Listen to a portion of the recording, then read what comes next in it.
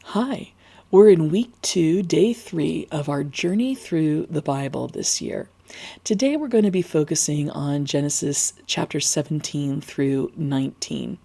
Once more, God reiterates to Abram, now renamed Abraham, the covenant that he had made before.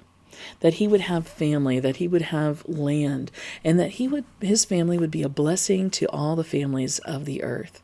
Such an incredible promise.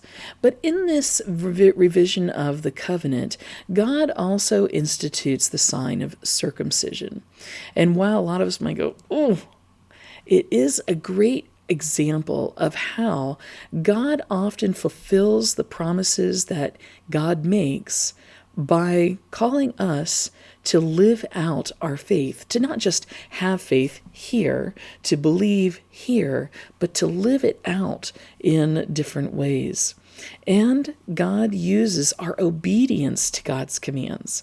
In the case of Abraham and his peoples, it was circumcision. But God calls us to use our obedience to his command to fulfill certain promises to us today. In other words, God blesses us as we live according to the ways that God has taught us. And so, are we facing situations today in which we're asking God to bless us, but we're not necessarily living according to what God has called us to do? Maybe we're struggling to believe that God will fulfill God's promises. Maybe we are struggling to be a blessing to others as God has called us to be. As we move on to chapter 19, the destruction of Sodom and Gomorrah, we see that God does in fact judge sin. God judges the sin of these two cities. God will judge the sin in our lives as well. But in this story, too, we see the rescue of Lot. Lot seems to need a lot of rescuing, doesn't he? And in that rescue, we see God's compassion and desire to save us.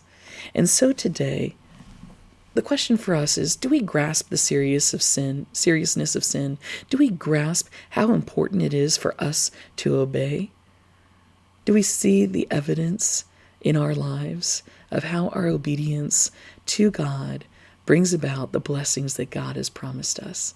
That when we live according to God's ways, God is sure to continue to be with us each and every moment, now and forever.